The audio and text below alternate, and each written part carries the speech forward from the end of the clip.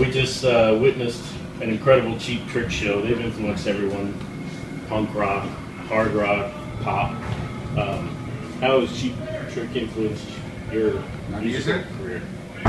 Well, like I was saying right before we got on the, well, first of all, it depends on how deep you want to get into it, but I would say on a very superficial level, they're the best middle eight band, the best bridge writers.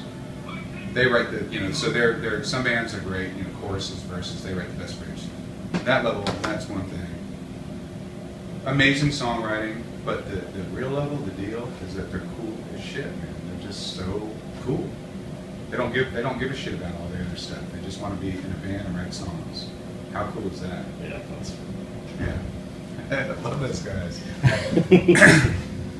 Well, I know you've been coming to Dallas for ages. I've been watching you here since the early '90s.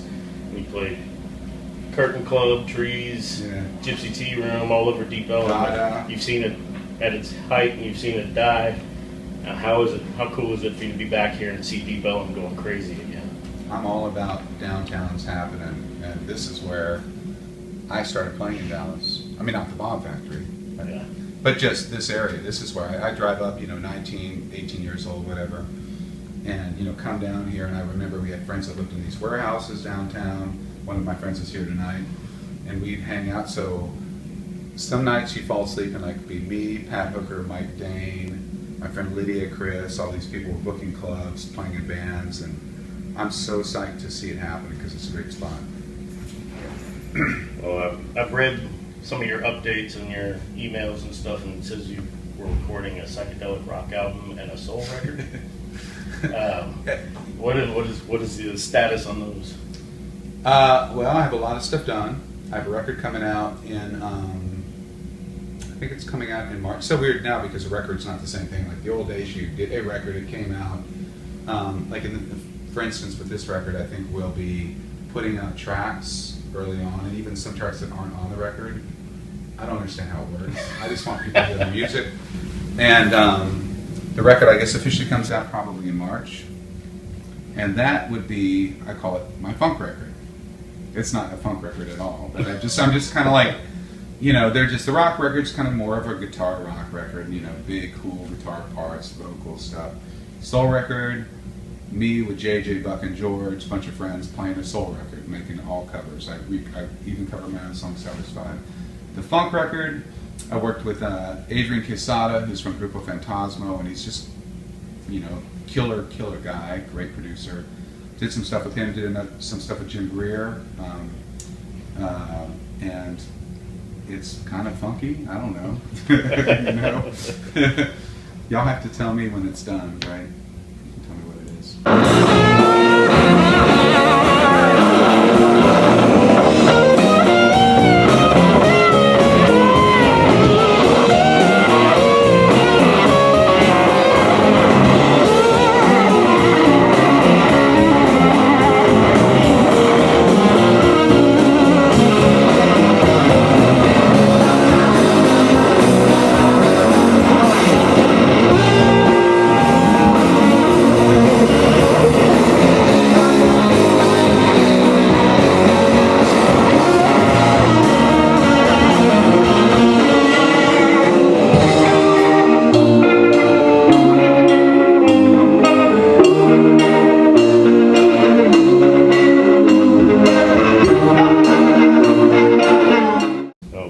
Things you've been doing lately that I've seen is the songwriting workshops. Yeah, man.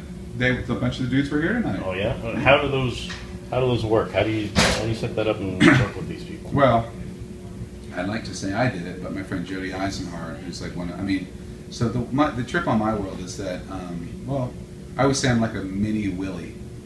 Like how Willie has his weird family. It doesn't always sound like a good thing.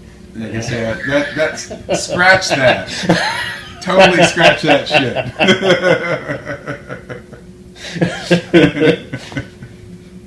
Start that one over. No, man, Willie, the way he comports with his career, he has a bunch of friends that work with him. They've been with him forever. It's a family, kind of like Cheap Trick, same thing. So I have this group of people around me, and this one girl, Jody, has been absolutely amazing. So she put the whole workshop together. She got the dude to build the website. She did the whole thing. It ended up being this amazing thing. If you'd asked me what it would be like, and I said I think it's gonna be good, it quadrupled what I thought. I saw 4 of the guys tonight at the show.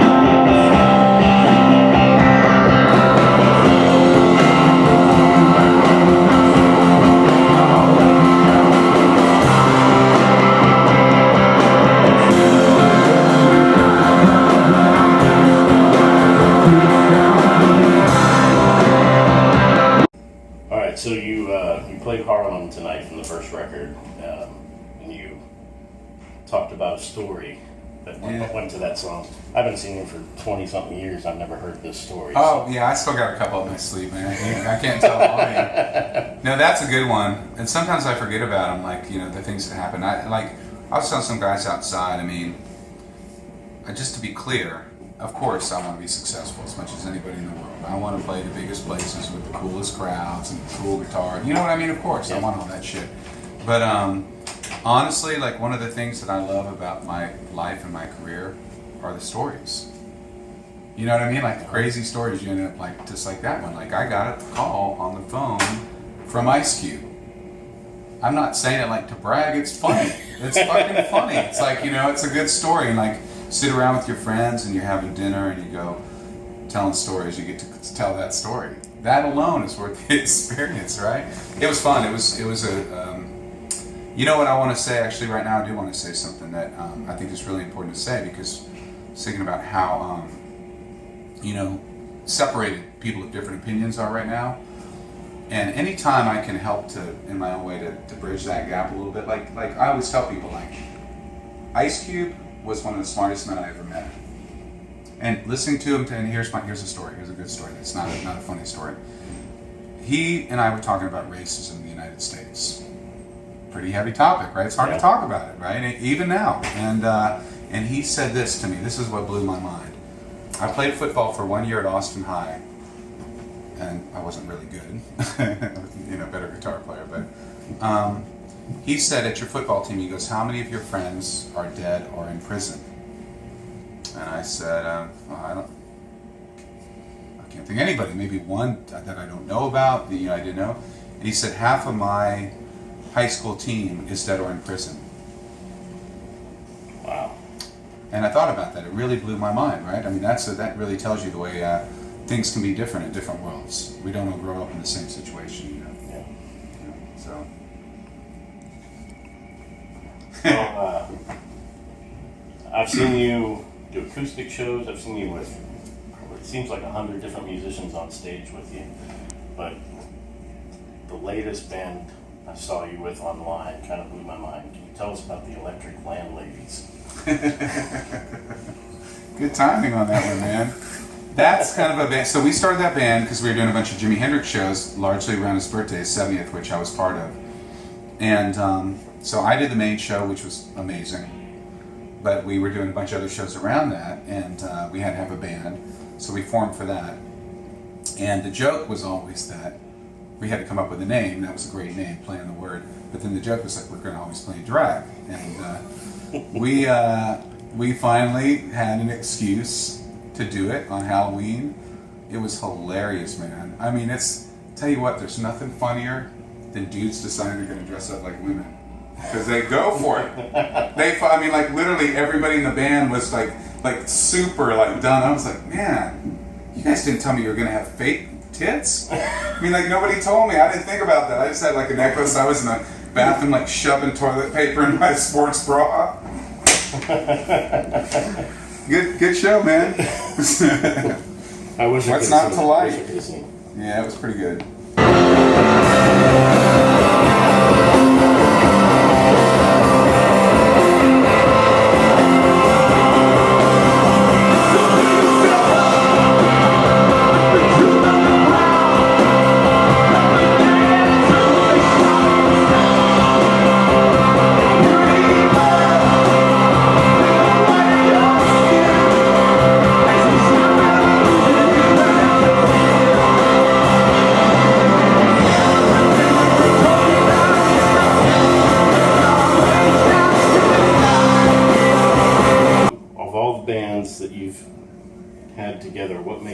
this incarnation of the Lossy Coils? What makes them this version? This special one?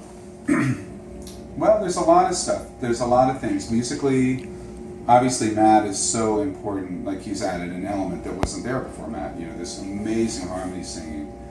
And Greg as well. So Greg, when me and Matt met, it was just the two of us. And there were other guys in the band, but we weren't a unit as a four-piece. When Greg joined the band, there were three of us. When Falcon joined the band, there were four of us. So that's a huge part. Because, you know, you got to be friends. So you got to have a connection of some kind. And then, you know, I think Greg's a really, really egalitarian player. And for me to have a second player in a band, you got to be real chill. Because I take up a lot of space. And it's hard. I mean, seriously, think about it. Like, how many guitar players are going to be really content playing like a groovy rhythm? And that's Greg's part. So it's like we're puzzle pieces that fit and it works. And the way I look at it is, I've got this real heavy bluesy thing, and I can go to that space, but we have this whole kind of, whatever you want to call it, like a power pop or with the harmonies. There's no other band that's doing that can do that. You know, it's really interesting seeing your shows now and how it mixes with all the different the different parts of your career. For me, it kind of flashes me back to the old Caravan of Dreams and days like that when you do the old stuff. And well, I'm just trying to, like, it feels to me like when you give people all the different energy and you're confident with who you are, you can build a stronger energy in a room. And that's kind of one of the things that I learned from all the conflict I had at shows of mine, is that it doesn't matter how good your art is, if there's conflict in the room's never going to elevate. And so, you know, for me, like, I want everybody to feel good and feel like they're part of the thing. And like when you're at a great rock show, that's what it is. And of course the bands kick ass, but then a big part of it is that everybody feels of one mind. You know, it's a spiritual thing. And so I've been trying to kind of put all those different elements in and really be present, and so that when I'm playing, people are like, oh man, this is a new song of Ian's, this is badass, and so like, oh fuck, this is like, what the fuck's he gonna do now? You know what I mean?